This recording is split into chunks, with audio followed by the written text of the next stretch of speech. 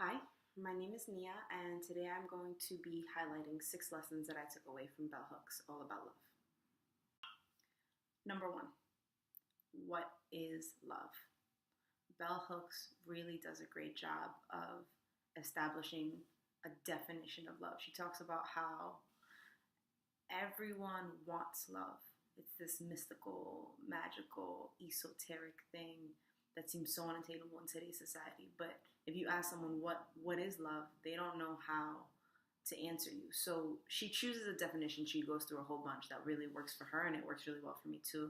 And that's from psychiatrist M. Scott Peck. And the definition of love she works from is the will to nurture your own or someone else's spiritual growth. So for some people, maybe that sounds a little too abstract. What does spiritual growth mean? But it's all about your soul, your spirit, your innermost part. So what you're doing, what you're saying, what you're thinking, is it helping your spirit grow?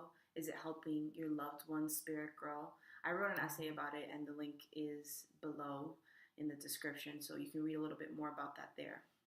Number 2, love and abuse cannot coexist.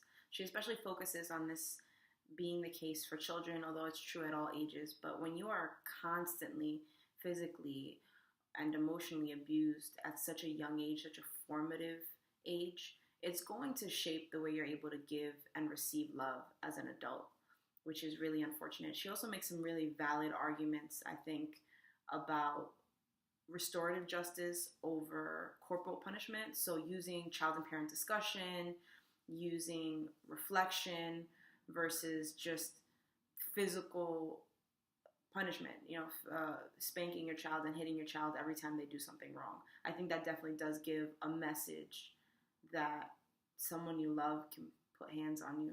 Number 3 is the necessity of self-love. So Hooks talks about how you have to be able to go back into your past and acknowledge, identify, figure out where you got these messages that you're not lovable, you're not worthy, you're stupid, you're a monster, you're ugly. It came from somewhere. And it's really important to acknowledge where it came from before being able to move forward and try and change it. That's step 1. Step 2 is then the application of life-affirming thoughts and behaviors. So she talks a lot about affirmations, which I love and are great. You need to find what works for you.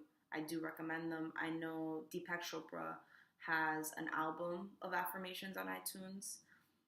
There are some bloggers that do really great work with affirmations, like Yeti Says and Mel Alamode. You can check them out as well. Number 4 is spirituality is essential for the art of loving. I cannot tell you what spirituality to practice, but I can tell you that it is essential for you to have in your life. And Hooks talks a lot about that and why. I get that religion is taboo. I understand that. And I like this quote. I'll read it directly from the book. Fundamentalist thinkers use religion to justify supporting imperialism, militarism, sexism, racism, homophobia. They deny the unifying message of love that is at the heart of every major religious tradition. Imagine how different our lives would be if all the individuals who claim to be Christians or who claim to be religious were setting an example for everyone by being loving. It reminds me of Gandhi when he said, "I so love your Christ, I just don't like your Christians. They are nothing like your Christ."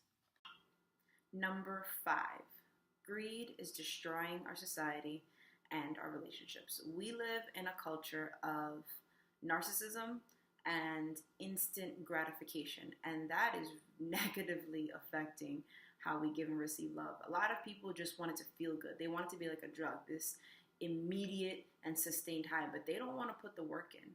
And we have started to treat people like objects. One of my favorite quotes from the book, and I use it in an essay, another essay about love that'll also be in the description below.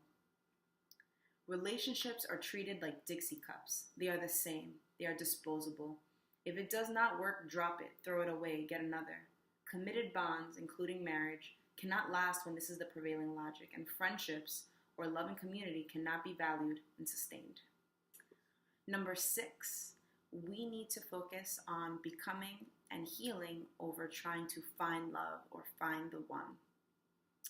So one of my favorite things that she does is she really asks the reader to do a self-assessment and inventory as to whether or not they can truly give the love that they are so ready to receive. And I think that most people don't want to do the work of healing. They just want to find someone to make them feel good and forget the fact that they're broken. And then we take two broken people and try to fill each other's gaps in, and it just doesn't work. So Hooks talks about this a lot better than I am right now, but you get the idea. Focus on becoming and healing over trying to find someone to cover that damage for you. I'm not gonna lie, this was a hard read. I heard someone describe it as being written in textbook manner. It took me a month, and I usually get through books in a week, if not a few days. It's heavy. You have to really think about it, and there is a lot of terminology that she uses that can be hard. I mean, it's part of why I did this video. I hope that you get something out of it. But if you find yourself ready, I do recommend it. She goes a lot more in depth than what I'm doing now.